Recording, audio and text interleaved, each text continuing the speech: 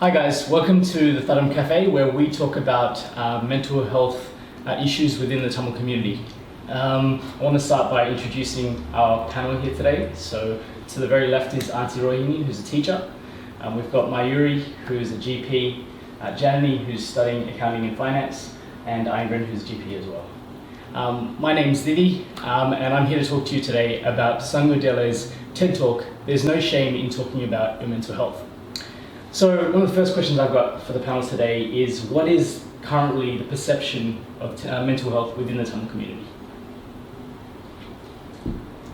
I believe, just to start off, that in the Tamil community, a lot of people feel as though mental health is something that we shouldn't talk about and should be kept inside. It's not something that should be shared with others in case they might think differently of us. So people can judge us in case if we say that we're not good, we're not coping now, others will judge us, and that can lead to a lot of things. They overthink. So mental health is, when we say mental health, it's just well-being. It's not necessarily an illness. So we don't need to overthink. That's what I believe. Sure. And so what I gauged from the TED Talk as well as what you're saying is there's a lot of judgment within the Tamil community that stemmed from somewhere. Do you have any idea or any thoughts on where all of this judgment could have stemmed from and why there is that perception of mental health within our community? I feel like since a lot of people are talking from the younger generation, we see that the older generation have got this sort of judgment from people when they were living back home, when the older generation were back home, because back home they do view people with mental health issues as like mad, and like as he said in the TED Talk, that madman, that sort of perception on mental health. So I feel like as like just conforming with society, as soon as one person says that, oh, if a person with mental health is mad, they tend to just kind of agree, not even like kind of looking through the science behind it. So that's what I think. Okay. And Ingrid, I think the question for you, I'd say, is what should we as a Tamil community move towards, and what should the perception be of mental health moving forward?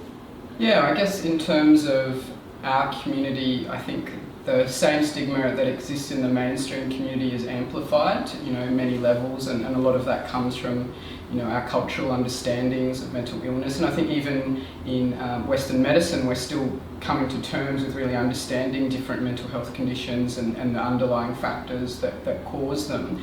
But probably the biggest thing is that, beating those stigma and sort of false beliefs around spiritual possession and divine intervention, and just coming to the realization it's a treatable illness that has an underlying physical basis, the same as any other illness, whether you have kidney disease or a heart attack where you break your leg, and so that there is ways of treating things, and also sometimes curing, but sometimes that there are also chronic illnesses that people just live with, as you do with when you have diabetes or a heart problem, and that people can have a perfectly high level quality of life still, and live with mental illness, and that's what we've got to come to appreciate, because I guess the big thing is it's so common, in our lifetimes.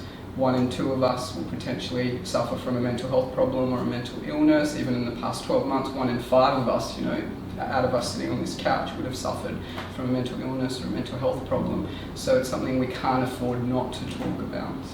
Sure. And Auntie, being a teacher yourself, within why is it so important for young people, especially within your 15 to 30 year age range, be more mindful of previous perceptions around mental health and what we should move towards?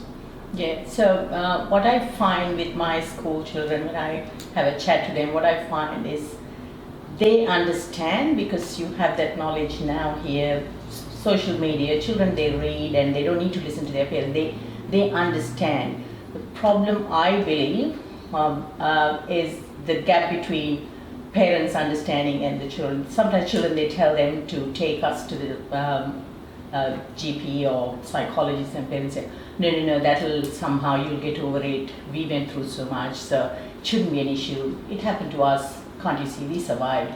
you'll be fine. Because of the fear, and they're not really sure what it's all about. Because when I grew up in Sri Lanka, I never visited a psychologist. That I'm not trying to say that I didn't have any stresses or I didn't go through hard time.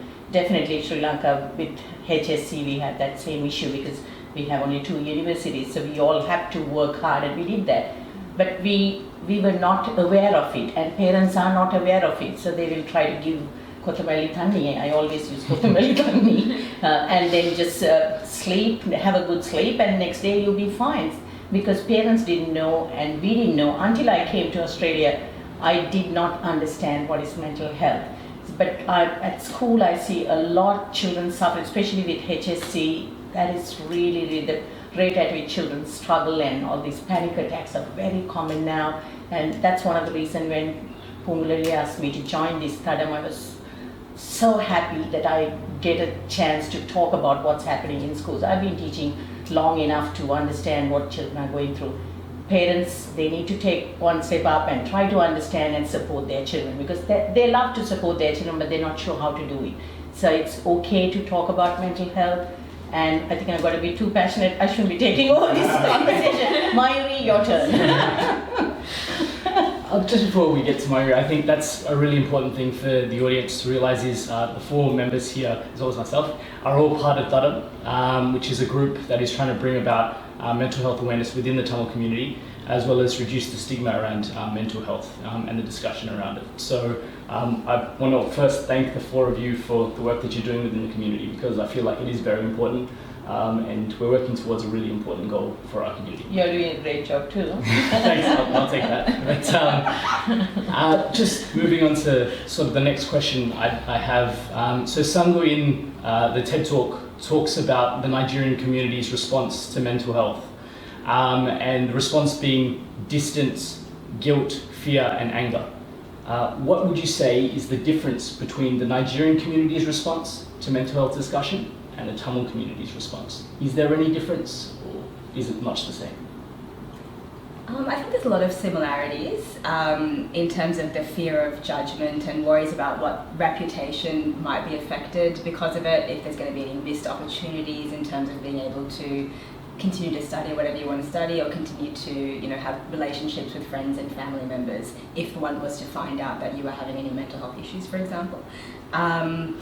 I think some people might also perceive it as a sign of weakness if you express feelings of having mental health issues, especially when the comparisons come into play. I feel like in the Tamil community especially, we love to compare each other, compare our kids, compare our parents, compare financial status, whatever it is. And so if one person is having being labelled as having a mental health condition, for example, or having some struggles with stress, then other people are going to fear that they're going to be people are going to react in a negative way to that. So they would rather keep it inside, save face, and just continue to battle with that silent struggle instead of seeking the help that could actually help them get out of that difficult position. So I think the lack of understanding about what the long-term impact of holding up everything inside is a really big issue, and we need to show people, I guess, the good and the bad. If you do continue to keep it inside, things can sort of snowball and escalate even further, and then you might even need more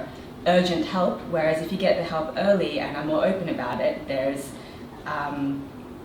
many services available that whether you go to see a GP or speak to a psychologist or speak to a respected community member, whatever it is, just getting some initial assistance can really change your life and change the way you're able to function in society and go and do your job better perhaps, or go and have better relationships with your loved ones. It's all possible. And I think you raise a really important point, because the Nigerian community, obviously from this TED Talk, are quite open to the idea of this, we're affecting and impacting our children and the next generations in a really negative way.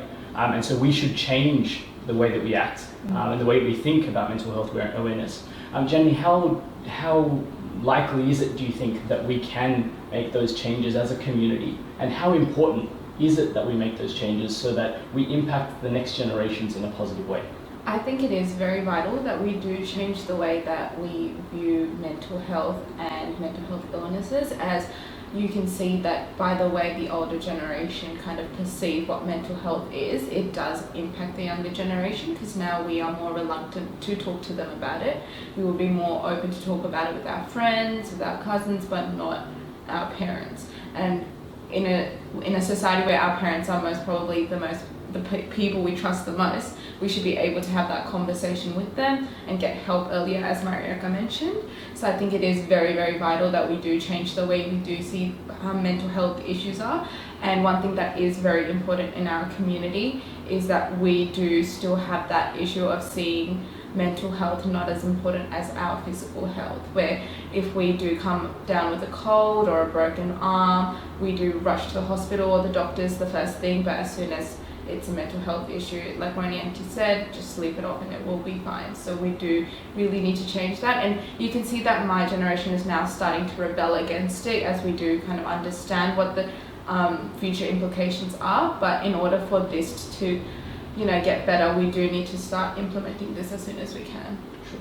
And Ingrid, I mean, as a GP, the debate of physical health and mental health and what's more important, or the equality of sort of the importance, I think, how is that change important for the Tamil community? Yeah, it's absolutely vital, because the two things are like so closely intertwined, like in terms of how your mental health can then influence how you're feeling physically in terms of actual physical symptoms, but also if you have physical conditions that there's evidence to show that they can actually poor mental health can make them worse. Just if we look at heart disease and things like that, particularly, that it's not even clear whether the heart disease causes depression or the depression's a causative factor in developing heart disease, but we know that the two go very closely together. And so I think it's absolutely vital for our community. I think also going back to some of those earlier points, that I think this is something that we can definitely do in our culture. Look, I think when we look at our parents, like the underlying thing is always this profound love and care for their children. That's what drives them. And it's because I think this lack of understanding and established cultural beliefs and things like that we're now have a lot of different perspectives on, but maybe they haven't had those opportunities to be exposed to them, we can influence change in how things happen. And I think that there would be that desire, because of that love, that they would want to learn as much as possible and do what they can, in terms of supporting their children. So, I hope that we can play a small part in that, in terms of the work that we, do here at Thadam. It's about working together as a community and helping one another. So. Sure. And Auntie Rohini, any further thoughts? Yeah, that's what I was thinking. It's as Ingrid said, our community, all what we did was sacrifice. Our generation loved to think that we really worked hard and we were looking after our parents, and then we were bombarded with this new culture, children growing up in different culture trying to tell us you're wrong. We did our best. So we still love to be part of our children and their grandchildren, our grandchildren, and that community. So for that we need to have clear understanding. So I'm glad that Thadam has started this very wonderful topic, which can make a big difference if they can follow us. And obviously doctors, psychologists, you're coming up with your experience. These are your cases. People are coming and talking to you. So as long as we follow this, and we will be posting a whole lot of information, sub-content matter, where how to handle stuff, where to go and find support, and they can contact us if they're not sure what to do. We will send emails and send links, and so I'm really glad we somehow got together, time worked out. I believe everyone will appreciate this, and this is a one-stop shop where people can just link and find support so that you can connect with your children and your grandchildren better. I think that's everyone's focus. Sure. I think one of my thoughts from your responses is that as a younger generation, we should appreciate the fact that our older generations, our parents, our grandparents, went through things that we didn't have to experience. They made sacrifices that we didn't have to, which is great. But there's also has to be an appreciation that we have to be open about some of these conversations that we're trying to have now, which are difficult to have, but they're necessary as well. Time to open up. Absolutely. One of the things that Sangu did talk about was the anxiety attack that he had, and having that conversation and being open about it. So if Sangu was Tamil and he had that conversation, or he communicated that to a person from the Tamil community, how do you think he would be received? How do you think people would respond to that? Our generation, unfortunately, when someone comes and talks about mental health issues, because of their ignorance or unawareness or whatever, they're scared, they panic, and they step away and they move away from it, or I'm scared to talk to that person because they think this is an infectious disease. It is not. Mental health is nothing to do, it's not an infectious thing. Because I talk to you, I can't get sick. We are caring, we have a lot of empathy, we can sit with them and listen to them. We don't need to give them any advice. At least if we can sit with those people, that will be the best help we can do to each other. And we can be confident by listening to that nothing's going to get affected. We can definitely, there are so many ways we can go for meditation. We have a lot of time now because we're going to retire soon, and so we can go for meditation and look after ourselves. There are so many ways we can look after ourselves. When someone comes and says something, sit and please listen. I think that's the only thing we can do to each other to break this barrier which we are all scared of, and form a best community. That's what I believe. I think that's a really great point. Like, just as a starting point, you don't need to be a trained professional to be able to deal with these sorts of things. You just start by just being a good listener, a good active listener. Is that something, do you reckon, Mayuri, that we could all start doing in the Tamil community, as opposed to even suggesting, why don't you go and try this, or why don't you go and do this? What about if we just became a better listener and more open to some of these problems in Absolutely. that way? Yeah, I think that's vital. The more people that are open to having these discussions with others, whether it's your friends, your cousins, or your siblings, the more normalized it's going to become in society, and people won't feel as worried about telling someone in case, or what are they going to think. If we start initiating that conversation with everyone in our circles, it just keeps spreading from there on and makes it more of a comfortable topic and less of a taboo, which it currently is in society. And I think it's also important to remember that you don't have to necessarily have experienced a major trauma in your life in order to have issues with your mental health. Even the smallest thing to some person might be severely impacting them in another way to another person. So everyone's experience is relative, and some people might think that, because I didn't personally experience going through, a major breakup or going through the war or something, that I can't possibly have any mental health issues. I need to sort of suck it up and deal with it myself. But that's absolutely not the case. Anybody in any living situation can experience mental health issues, and mental health it doesn't discriminate, depending on what your financial status is, age, whatever your situation. It can literally happen to any of us. And I think there might also be a common misconception that, this is not going to happen to me. Like, I'm not someone who's going to have mental health issues. And the truth is that it's incredibly unpredictable. Nobody knows what's going to happen tomorrow and how our lives can change dramatically within 1 second. So if we're more open and less judgmental to other people, perhaps when we need the help, other people will also give us that same level of empathy and respect, and we can all sort of help each other come to a more open dialogue about it. Absolutely. It's that give and take that our community sort of needs to transition to, where it's not all about what we can obtain. And I think one curveball that I'm going to throw at you, Jenny, is just say an uncle and auntie is out there right now, and they've got a child or a cousin or a nephew or a niece that is going through something at the moment, that they can't openly have that communication. How can they make that transition, or what sort of starting point could they approach to be able to start the communication with that person? Well, one thing, like Wani Auntie mentioned, is that in the older generation there is a lack of education around why this happens.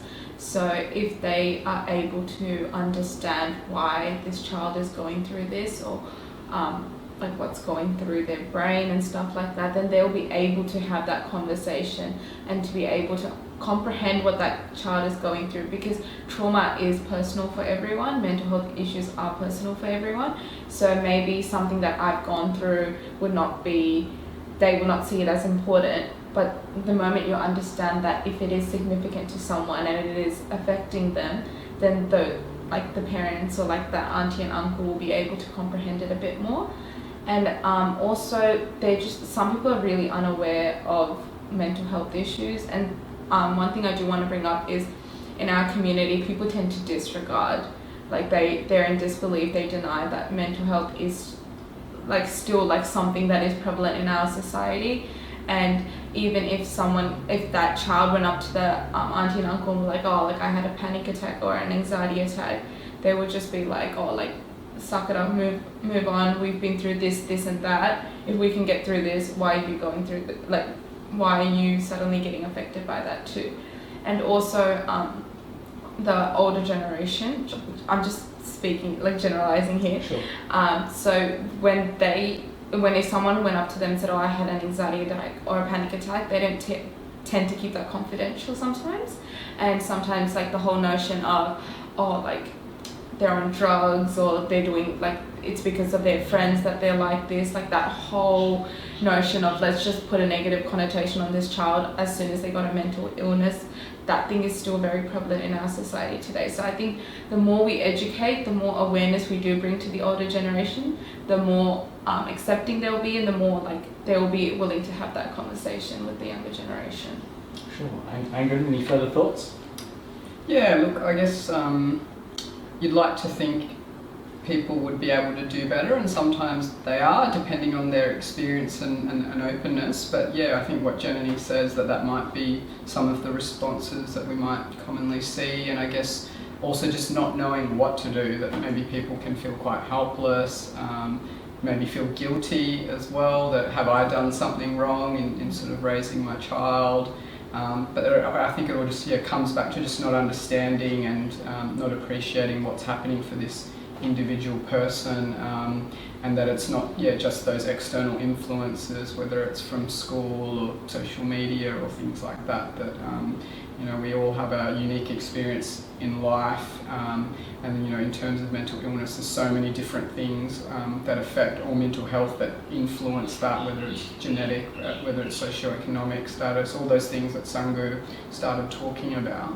And as Mayuri said, that we just never know, like when something might happen to you, whether what might potentially trigger an illness or a crisis for you in your life. And I often hear patients tell me that they don't want the flu vaccine because I've never had the flu and I'll be fine. And it's it's really hard to. It's like, well, that's just pure chance, we know it's common. We know this many people every year get the flu. It's going to be doing the rounds in Australia again this year, and there's a good chance, and you want to ideally be prepared, do what you can to protect yourself. And I think that's the same in terms of mental health and mental illnesses. We educate ourselves as much as possible about it, starting with things like recognising the signs of when someone might be in trouble, and then as you talked about as well, in terms of active listening, by far is the most key skill. Like that's all if you can just do that, we would achieve so much in being able to support people, in our lives. But then it's also then being able to learn about where you can help people get help as well, and that's often a missing link. And I hope that's something that we can help people with in terms of training as well, and pointing people in the right direction of educational resources, as well as developing some of our own as well. So, sure. And just to conclude, I think as Thadam, we will be conducting more work within the community and putting out a lot more content on our social media pages.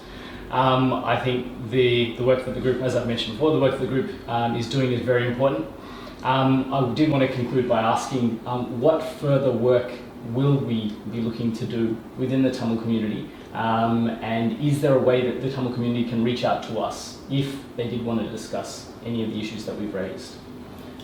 Thadam is, I think they've got already 2 programs sorted out, so they're going to run with 20 people for women's group content, for 10 weeks they're going to run programs. And we have a great psychologist. She's working 24 hours around the clock setting up all the content. Sure. And so we have good resources, all these gorgeous doctors. They are busy people, they're giving their time, and we are collecting good resources, and we have a lot of programs. We have plans to run workshops in schools with parents. We just started recently, so give us some time. I've been doing few interviews with older generation to gather data, information, what their issues are, how do you want us to support you type of questions we have gathered, and we are doing all these things behind the scenes, and it will come, you will see all that appearing in our Thadam Facebook, Instagram places. So keep following that, and you will see a whole lot of stuff. And the younger group is doing some interesting challenge. I'm not going to break that exciting surprise. It will Sure. take it slow, but a lot of things are happening. We are preparing a lot of information to support our community to break this stigma. Thank you. So I just want to thank the four of you for being so open and discussing something as important as this. I think obviously to echo Auntie Rohini's point, we'll be putting more content out very soon, and we hope that you get a chance to look at Sangu Delle's TED Talk, and please give us your thoughts as well via our Facebook, Instagram, and our website, which will be going live soon. Thanks. Thank you. Thank you.